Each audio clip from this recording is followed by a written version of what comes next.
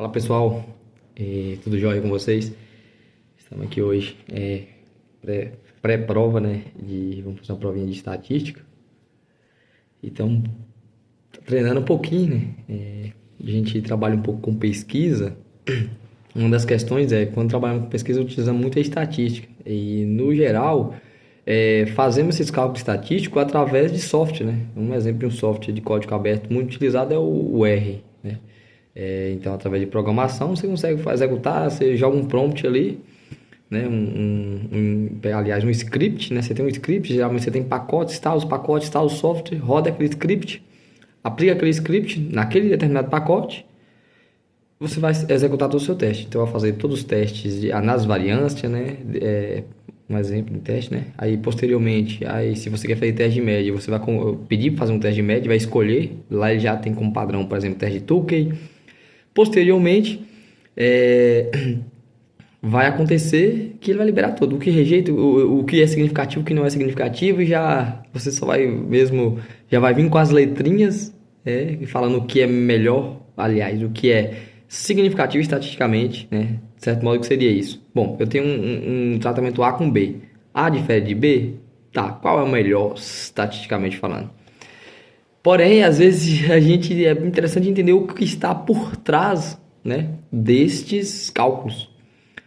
Como que eu chego? Eu estou trabalhando com 3 cultivares de milho, beleza? Trabalhando com 3 cultivares de milho. Eu vou lá, faço a aferição, que a gente chama de observação, ou coleto dados daquela lavoura de milho. 3 variedades cultivar. Bom, vamos supor que eu vou medir produtividade. Eu tem repetições, né? Coloco repetições, faço a aferição daquelas cultivar, meço a produtividade e concluo a média. Vamos lá, a média da cultivar A deu 10, a média da cultivar B deu 5, a média da cultivar C deu 3. Bom, qual a melhor cultivar que eu vou indicar nessas situações, das condições experimentais? Bom, vou indicar a cultivar A que deu 10. Será? Então, para isso, tem que fazer uma avaliação estatística. E aqui que entra todas as partes de cálculo, né? Então, aí eu vou ter que calcular, fazer... O que eu vou ter que proceder? Fazer um cálculo da análise de variância, né? Essa análise de variância, ela vai me dizer, através do teste F, né? Se dentro dessas 3 médias, eu estou avaliando 3 médias, média A, média B e média C. Aí eu vou calcular o que compõe o quadro da análise de variância. Grau de liberdade, né, do tratamento, considerando que está num delineamento inteiramente casualizado. Ou seja, estou considerando que minha área é totalmente homogênea. O que vai considerar? Bom, grau de liberdade do tratamento, grau de liberdade do resíduo, grau de liberdade total. Beleza? Esses 3 graus de liberdade. Após os 3 graus de liberdade, o que eu devo considerar ainda? Bom, aí eu vou calcular a soma de quadrados, né? Soma de quadrado do tratamento, soma de quadrado total, né? E após a diferença entre esses, soma de quadrado do resíduo. Após eu identificar, então, soma de quadrado de tratamento de resíduo, eu divido soma de quadrado de tratamento por soma de quadrado de resíduo e encontro o valor do F calculado. Esse F calculado, pessoal, é um número pelo qual eu vou utilizar na tabela do teste F, né? A tabela da distribuição do teste F, onde eu vou identificar o seguinte: esse número é maior, o F calculado, que eu calculei da análise de variância, é maior ou menor do que o F tabelado? Bom, a depender dessa comparação, eu vou tomar 2 decisões.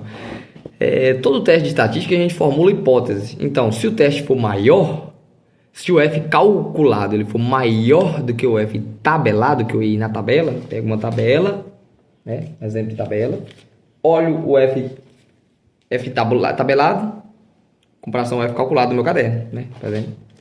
Calculo F. Após isso, eu tomo uma decisão. Se for maior, eu falo que o quê? Que rejeita a hipótese. O que ele quer falar com rejeita? Vamos traduzir aqui.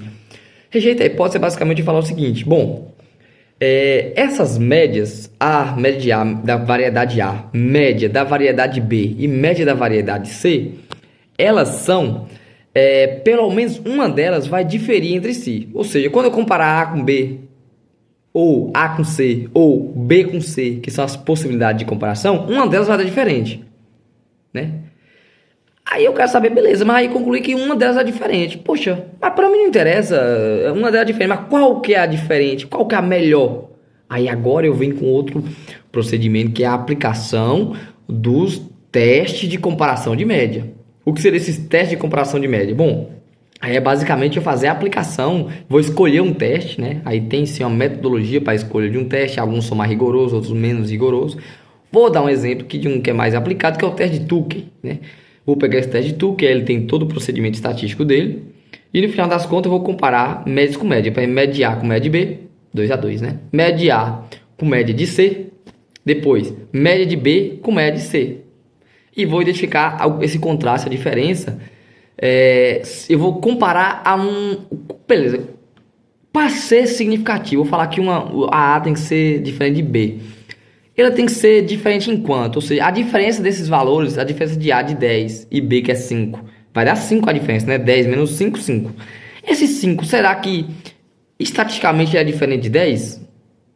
Aí eu vou avaliar um negócio chamado delta ou desvio mínimo significativo, DMS. Esse DMS eu calculo, tem a fórmula, calculo o DMS e comparo o DMS com o contraste. Bom, deu 5. Vamos lá, vamos supor que o meu DMS deu 3. Ou seja, o desvio mínimo significativo, o que quer dizer? Qual a diferença mínima? Desculpa, é diferença mínima significativa, não desvio, me perdoa. Qual a diferença mínima significativa para que eu fale que uma média é diferente da outra? A diferença mínima significativa aqui, hipoteticamente, é 3. Logo, A menos B é 5, então ela é estatisticamente diferente. Ou seja, eu estou dizendo que A é diferente de B.